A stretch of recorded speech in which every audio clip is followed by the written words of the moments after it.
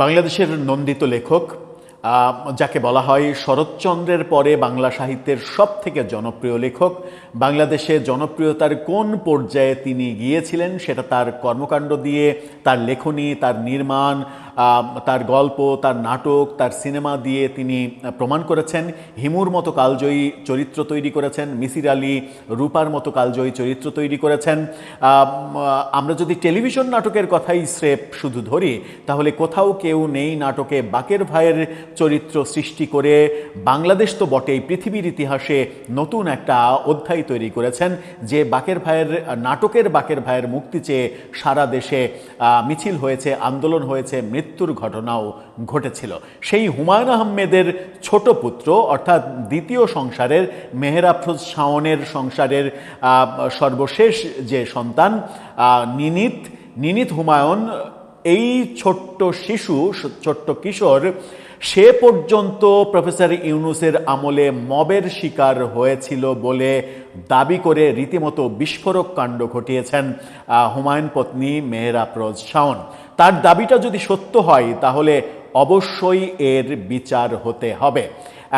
যখন আমরা দেখেছি যে এই আন্দোলনে একাধিক শিশু কিশোরের অনাকাঙ্ক্ষিত মৃত্যু হয়েছিল ওই 24-এর আন্দোলনে, সেটা নিয়ে সারা জাতি সমালোচনা করেছে যে শিশু কিশোরের মৃত্যু হয়েছে, তারা পর্যন্ত রক্ষা পায়নি।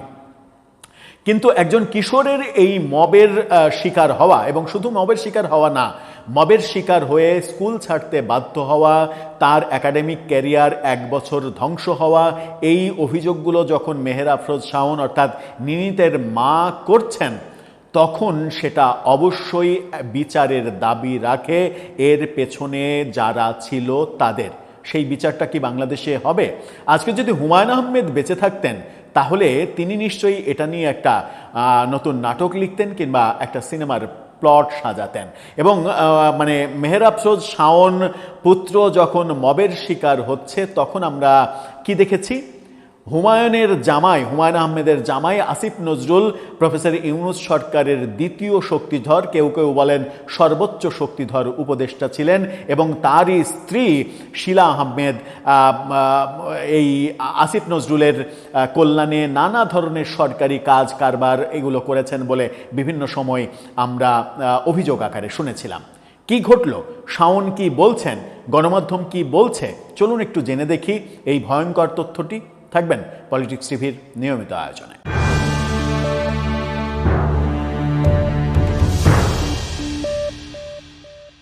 দর্শক, বলছিলাম প্রফেসর ইউনূসের 1.5 বছরে যে মবের ঘটনা ঘটেছে, হাজার হাজার মবের ঘটনা ঘটেছে, সেই মব থেকে রক্ষা পায়নি কিশোর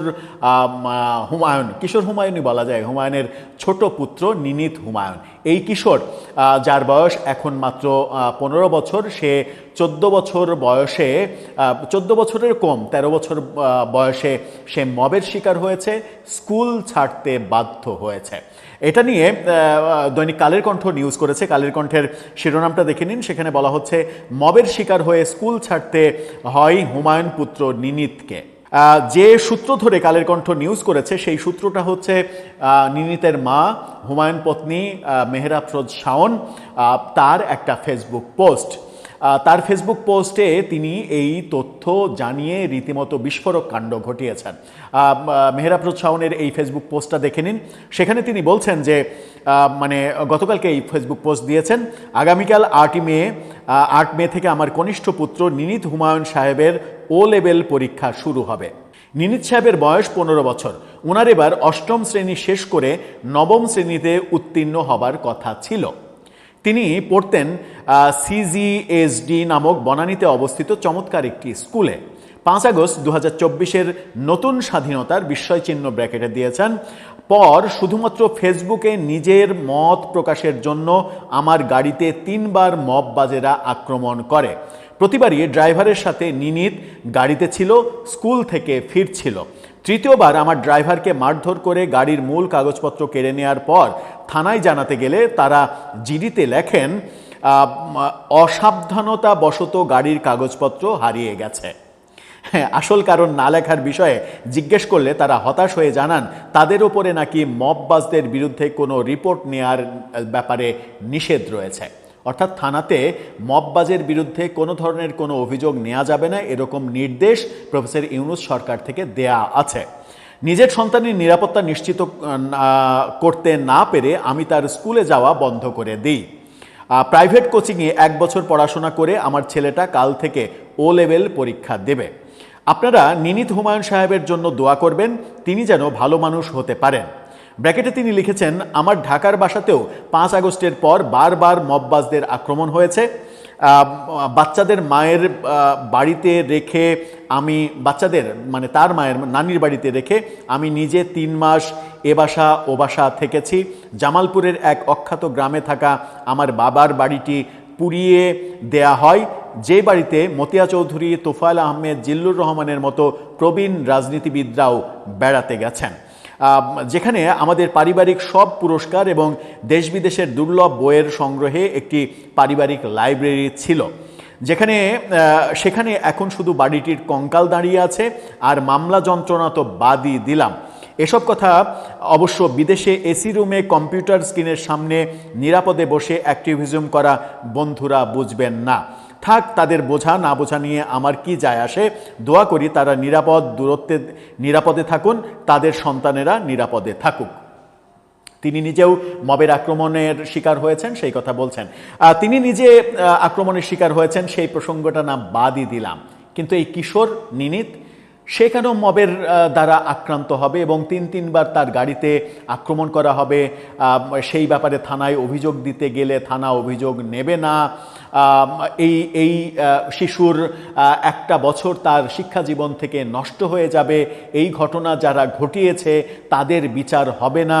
এর কারণ কি? এর কারণ কি এটা যে মেহের আফরোজ শাওন মানে শুরু থেকেই মানে 24শে শেখ হাসিনা সরকার পতনের পর থেকে অনেকটা শেখ হাসিনা পন্থী লেখালেখি করছেন। এটাতে তার দোষ হতে পারে, তাকে শেখ হাসিনার দোষর ভাবতেই পারেন। তিনি মুক্তিযুদ্ধের পক্ষে সোচ্চার, সেগুলো তার দোষ হতে পারে। তার মা আওয়ামী লীগের সাবেক এমপি ছিলেন, সেটা তার দোষ হতে পারে, যদিও তার মা এখন বেঁচে নেই, সেটাও তার দোষ হতে পারে। এই দোষগুলোর কারণে তার শিশুপুত্রের উপরে যে আক্রমণ, সেটা কি গ্রহণযোগ্য? শাওনের নামে তো মামলাও হয়েছে, আমরা দেখেছি একাধিক মামলা হয়েছে, এবং যে মামলায় আনিস আলমগীরকে কারাগারে পাঠানো হয়েছিল সেই একই মামলায় শাওন এবং মডেল ইমতু রশিদের আসামি হওয়ার ঘটনাও আমরা দেখেছিলাম, যদিও তাদেরকে গ্রেপ্তার করার ঘটনা আমরা দেখিনি। এখন প্রশ্ন হচ্ছে, নিনীতের জীবন থেকে যে 1 বছর মানে নষ্ট হলো, এই 1 বছরের দাম কে দেবে? প্রফেসর ইউনূস। প্রফেসর ইউনূস মানে এই যে শিশু নির্যাতনের এই ঘটনা, এবং যে ভয়ঙ্কর কথা তিনি লিখেছেন যে থানায় অভিযোগ দিতে গেলে থানা থেকে বলা হয় যে মববাজদের বিরুদ্ধে কোনো ধরনের অভিযোগ নেওয়ার ব্যাপারে নিষেধাজ্ঞা আছে। যদি এই কথা সত্য হয় তাহলে প্রফেসর ইউনূস গংদের কাঠগড়ায় দাঁড় হওয়া উচিত নয় কি? নিনীতের মানে ভবিষ্যৎ কেড়ে নেওয়ার এই চেষ্টা, তাকে ফিজিক্যালি আক্রমণ করা, তার গাড়িতে আক্রমণের এই যে মবের ঘটনা, এই ঘটনা আমাদেরকে কি বার্তা দিচ্ছে? দর্শক, আপনার কাছে কি মনে হয়?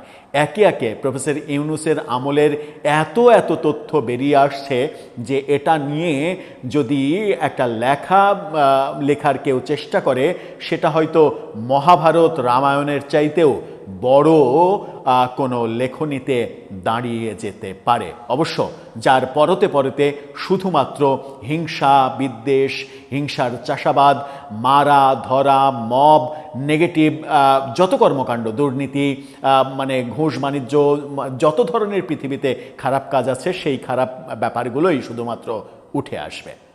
আপনার মতামত জানিয়ে লিখতে পারেন আমাদের কমেন্ট বক্সে।